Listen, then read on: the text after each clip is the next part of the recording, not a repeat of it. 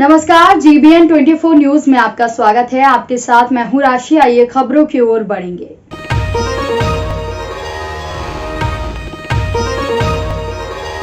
खबर सासाराम से, जहां पर मुफस्सिल थाना क्षेत्र के गिजवाही गांव में जमीन विवाद में जमकर फायरिंग हुई। इसमें छर्रों की गोली लगने से एक महिला के साथ 4 लोग घायल हो गए, जिन्हें उपचार के लिए भेजा गया है।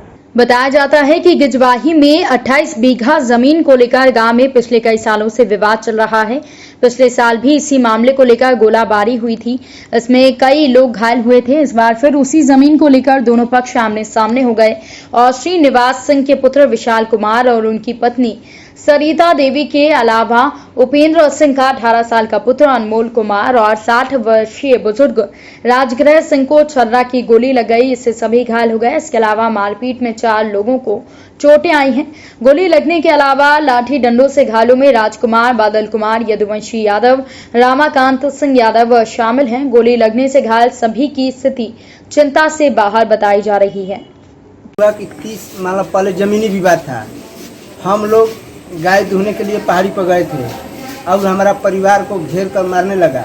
हम लोग उधर से दौड़ के दूध लेकर आए तो हम लोग भी लाठी उठी नहीं लिए थे। उन लोग लाठी उठी बंदूक पहले ही से तैयारी में 10 नाल बंदूक रखा था पहले ही से, और बंदूक से हमारा सब परिवार को मार दिया था। गोली कितने लोगों का लगी है? गोली 4 आदमी का लगा है। घायल कितने लोग हैं? घायल है 8 आदमी, सब लेकर 8 आदमी। 4 आदमी घायल है। एक आदमी का अंगुरी कट गया है, एक आदमी का गोड़ टूट गया है, वो अभी आ रहा है गाड़ी पर। हमारा कपार भी फट गया है। कहाँ का घटना है? गिजवाही का। कितना जमीन का झगड़ा है? 30 बीघा 28 बीघा का जमीन है। किसी का कागज पत्र उसको पता नहीं चल रहा है। हाँ। आपका नाम? हमारा नाम रामाकांत। कपाली नगर परिषद क्षेत्र के अंतर्गत पुराना TOP चौक पर कांग्रेस पार्टी अल्पसंख्यक मोर्चा के द्वारा आयोजित कार्यक्रम में कमेटी का विस्तार किया गया। अल्पसंख्यक जिला अध्यक्ष मोहम्मद मोहसिन की अध्यक्षता में आयोजित बैठक के दौरान तकरीबन 100 नए लोगों ने कांग्रेस पार्टी के प्रति विश्वास जताते हुए पार्टी की सदस्यता ग्रहण की, जहां जिला अध्यक्ष और कमेटी के द्वारा सभी सदस्यों को माला पहनाकर स्वागत किया गया और उन्हें प्रमाण पत्र भी दिया गया। इस दौरान मोहम्मद जब्बार को जिला महासचिव अल्पसंख्यक मोर्चा बनाया गया। इस कार्यक्रम में नगर परिषद उपाध्यक्ष सरवर आलम, ललित महतो, इकबाल आदि मुख्य रूप से उपस्थित थे। आप बताइए, आज क्या कार्यक्रम किया गया?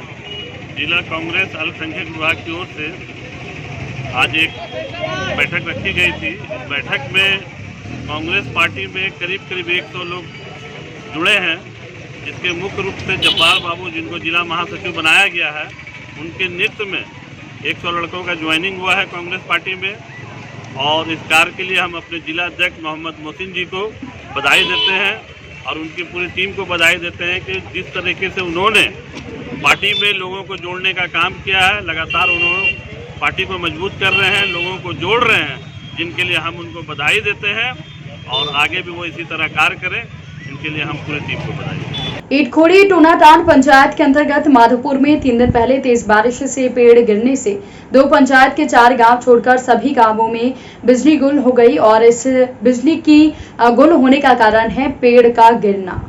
ग्रामीणों के बार बार अनुरोध करने पर भी विभाग 2 दिनों से बहाने बना रहा है। बिजली व्यवस्था बहाल करने से अपना पिंड छुड़ाते दिख रहा है। वहीं ग्रामीणों ने राजद नेत्री प्रियंका वर्मा को फोन कर तीसरे दिन स्थिति से अवगत कराया। राजद नेत्री ने बिना देर किए ग्रामीणों को बताया स्थल पर जाकर जमीनी हकीकत देखी और घटनास्थल से विद्युत विभाग के JE तरुण कुमार को फोन किया। तरुण कुमार ने भी गंभीरता को समझते हुए 2 कर्मियों को महज आधे घंटे के भीतर कार्यस्थल पर भेजा, किंतु कार्य प्रारंभ के आधे घंटे में ही कर्मियों ने बहाना बनाना शुरू कर दिया कि पोल उठाने के लिए वाहन नहीं है, इस कारण आज कार्य प्रारंभ संभव नहीं हो सकेगा। जिससे नाराज राजद नेत्री ने ग्रामीणों के साथ उक्त स्थल पर जब तक कार्य प्रारंभ नहीं होगा तब तक बैठने का निर्णय लिया। बाद में JE तरुण कुमार ने कार्य शुरू करवाया, जो देर शाम तक चलने के आसार हैं। इस स्थल पर कई गांव से ग्रामीण मौजूद थे। इसमें टोनाटान के मुखिया पुत्र अरविंद कुमार यादव, भाजपा नेत्री ज्ञान यादव, प्रभाकर वर्मा, रघु रविदास, नेपाल दांगी, दुर्जन यादव, आशीष साव, टाली भुइया, भरत रविदास, गौतम रविदास, खुर्शीद मियां आदि प्रमुख थे। बात अगर नहीं माना तो फिर हम लोग कार्यालय जाने के भी काम करेंगे इसके बाद। हाँ जी साहब, गुड मॉर्निंग। हम प्रियंका वर्मा बोल रहे हैं। यहाँ पे पोल गिर गया हलमतका में माधवपुर गांव में। तो यहाँ पे इसका ये कब तक बनेगा? 3 दिन हो गया, यहाँ गांव में लाइट नहीं है। 3 दिन नहीं हुआ, कल परसों रात में गिरा है ना। हाँ तो हो ही गया ना 3 दिन। 3 दिन हम लोग को भी ऐसा थोड़ी है कि परसों रात से है ना सर। अच्छा नहीं ठीक है 3 दिन। कल दोपहर के बाद फिर बारिश होने लगा। अच्छा क्या करेगा ऐसे में? अच्छा तो आज कुछ होगा इसका? हाँ अभी जा रहा है। सुबह से सुन। अच्छा अभी कितने देर में पहुंच रहे हैं? हम यही हैं अभी। कितने देर में आ रहे हैं? गया हुआ स्टाफ को बोल दिए, निकल यही जाएगा। काम करिए कि ना आएगा, मान लीजिए कि दिन भर लग जाएगा तो दिन भर फिर छोड़ के नहीं ना आएगा। अच्छा ठीक, आज हो जाएगा। अच्छा आज आप लोग अभी हैं, हम लोग यहीं पे दिन भर। आज हो जाए तो अच्छा ही है। हो जाएगा। चलिए ठीक है। राष्ट्रीय युवा शक्ति की महत्वपूर्ण बैठक आयोजित हुई। इसमें शक्ति के संस्थापक उत्तम यादव ने बताया कि राष्ट्रीय युवा शक्ति के तत्वाधान में आज महत्वपूर्ण बैठक आयोजित की गई है। इस बैठक में 15 अगस्त की तैयारियों को लेकर बातचीत की गई। इस बैठक में 15 अगस्त को लेकर तमाम संगठनों के लोगों से बातचीत की गई है। कोरोना को देखते हुए कुछ प्रोग्राम में कटौती की गई है। 15 अगस्त तक रांची के हर घर में तिरंगा फहराने का लक्ष्य था, लेकिन कोरोना को देखते हुए इस कार्यक्रम को रद्द कर दिया गया है। इस 15 अगस्त में हम और हमारे सारे सदस्यगण शहीद चौक से लेकर राजेंद्र चौक तक पूरे चौक चौराहा और सड़कों पर तिरंगा फहराया जाएगा। इन सारे इलाकों को तिरंगा में कर दिया जाएगा। देखिए, राष्ट्रीय युवा शक्ति की आज महत्वपूर्ण बैठक आज तारा गुप्ता बिल्डिंग के सामने में इंद्रपुरी नवयुवक समिति के प्रांगण में आज हम लोग बैठक यहाँ पर हम लोग कर रहे हैं। बैठक का मुख्य उद्देश्य है कि आगामी स्वतंत्रता दिवस, जो राष्ट्रीय युवा शक्ति का जन्म आज से 5 साल पहले जो हमारा स्वतंत्रता दिवस है, गणतंत्रता दिवस को लोग भुला चुके थे, उसे याद कराने के लिए, उसे देश का पर्व मनाने के लिए, जिस तरह लोग अपने पर्व को, अपने फेस्टिवल को मनाते हैं, उस तरह स्वतंत्रता दिवस और गणतंत्रता दिवस हर लोग मनाएं, हर लोग अपने घर पे राष्ट्रीय ध्वज लगाएं। इसीलिए हम लोग शुरुआत किए थे। आज काफ़ी तेज़ी से हम लोग बहुत आगे चल पड़े हैं और इस बार स्वतंत्रता दिवस में हम लोग ने संकल्प लिया था कि रांची के प्रत्येक घर पे राष्ट्रीय ध्वज झंडे तोलन कराना है। लेकिन महामारी के कारण हम लोग इस बार का वो कार्यक्रम को फिलहाल पोस्टपोन कर रहे हैं। लेकिन क्योंकि कार्यक्रम होता है, कार्यक्रम इस बार भी होगा और इस बार का जो कार्यक्रम का जो स्वरूप है, शहीद चौक से लेकर प्लाजा चौक तक हम लोग पूरे राष्ट्रीय ध्वज झंडोत्तोलन से पूरे शहर को पढ़ देंगे। और परमवीर अल्बर्ट चौक पे जो कभी भी देश आज़ाद से लेकर आज तक कभी राष्ट्रीय ध्वज झंडोत्तोलन नहीं हुआ करता था, उस स्थान पर पिछले 2 वर्षों से वीर शहीदों के पत्नियों के से हम लोग वहाँ पर झंडोत्तोलन की शुरुआत किए थे। इस बार भी हमारे गिरिडीह के 2018 में शहीद हुए थे सीताराम उपाध्याय, उसकी पत्नी रश्मि उपाध्याय, और राज्य के मुख्यमंत्री को भी इस बार हम लोगों ने निर्णय लिया है कि उस बार हम लोग उनको भी आमंत्रित करेंगे। ये राष्ट्रीय युवा शक्ति का इस बार का मूल कार्यक्रम होने जा रहा है।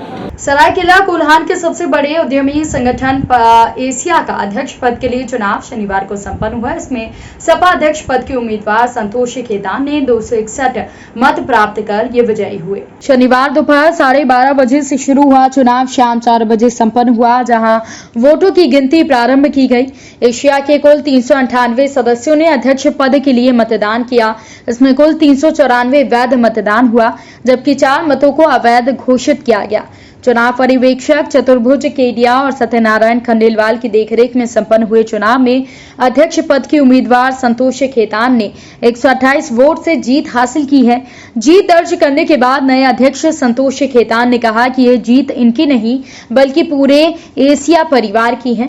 उन्होंने कहा कि मेरे निकटतम प्रतिद्वंदी राजीव रंजन मुन्ना का सहयोग हमेशा प्राप्त होगा और दोनों मिलकर औद्योगिक क्षेत्र के विकास और उद्योग हित के लिए प्रयास करेंगे। दूसरे स्थान पर अध्यक्ष पद के प्रत्याशी राजीव रंजन मुन्ना ने कहा कि लंबे अरसे के बाद एशिया का चुनाव संपन्न हुआ, जहां बड़े ही स्वस्थ माहौल में सभी ने बढ़ चढ़कर मतदान में हिस्सा लिया। उन्होंने कहा कि पूरे तन मन धन के साथ वो अध्यक्ष समेत टीम के साथ रहकर उद्योग विकास करेंगे। वहीं निवर्तमान अध्यक्ष इंदर अग्रवाल ने नई कमेटी को बधाई देते हुए चुनाव पर्यवेक्षकों के प्रति आभार जताया। सभी पदों पर निर्विरोध पदाधिकारी चुने गए थे। आपको बता दें कि एशिया नए कमेटी को लेकर नामांकन प्रक्रिया के साथ ही सभी पदों पर निर्विरोध पदाधिकारियों का चुनाव हो चुका है। इसमें 4 उपाध्यक्ष, 4 सचिव, 1 महासचिव, 1 ट्रस्टी समेत 16 कार्यकारिणी के सदस्य शामिल हैं। पद पर चुनाव जीतने पर अपने तरफ से, पूरे परिवार की तरफ से बहुत बहुत बधाई देता हूं। ऐसा कोई, इसको हम ये बोलते हैं कि ये इतना स्वस्थ इलेक्शन आज हुआ, इतने सारे, हमको लगता है कि शायद एशिया के हिस्से में इतना परसेंट वोट कभी नहीं हुआ। मोर देन 80% वोटिंग आज हुई और एशिया फिर से जीवंत हो गया। सारे लोग का अब हमको लगता है कि जितने लोग आए थे उनका भी अब एक्टिव पार्टिसिपेशन एशिया में बढ़ेगा, पूरे वही विश्वास है। मैं अपनी पूरी क्षमता के साथ अपने नए अध्यक्ष और पूरी नई टीम के साथ रहूँगा। जहाँ मेरी ज़रूरत महसूस होगी मैं ज़रूर उनके साथ खड़ा रहूँगा। और ऐसा नहीं है, ये हार जीत तो एक, जब इलेक्शन है तो एक आदमी जीतेगा, एक आदमी हारेगा, लेकिन एशिया हमारा परिवार है। तो परिवार से कोई हारता है तो अलग नहीं होता, परिवार में और उसकी हिस्सेदारी बढ़ जाती है। जी, राजीव रंजन भी हमारे साथ है और हमेशा साथ रहेंगे। मैंने ये नहीं बोलेंगे कि हम जीते हैं या वो जीते हैं, ये नहीं बोलेंगे। दोनों जन हम लोग जीते हैं और एशिया जीता है, सबसे बड़ा चीज़ ये है। और उसके बाद उद्योग हित दोनों की प्राथमिकता है। उद्योग में क्या हम लोग कर सकते हैं अच्छा से अच्छा, हमारे पूर्ववर्ती जो भी थे उनका सहयोग लेते हुए हम लोग इस काम को आगे बढ़ाएंगे। पहले भी काम बहुत किया गया है, उसी काम को हम लोग आगे बढ़ाएंगे, यही मेरा उद्देश्य है। और छोटे उद्यमियों को ज़्यादा से ज़्यादा संख्या में जोड़ेंगे और उनके लिए एक वैकल्पिक रोजगार का, कल हम बोले भी थे, एक वैकल्पिक रोजगार का व्यवस्था करने का हम कोशिश करेंगे कि उनके लिए दूसरा हो जाए। जैसे टाटा मोटर हमेशा कुछ हो रहा है, 3-4 साल जहाँ होता है वो मंदी के दौर में आ जाता है।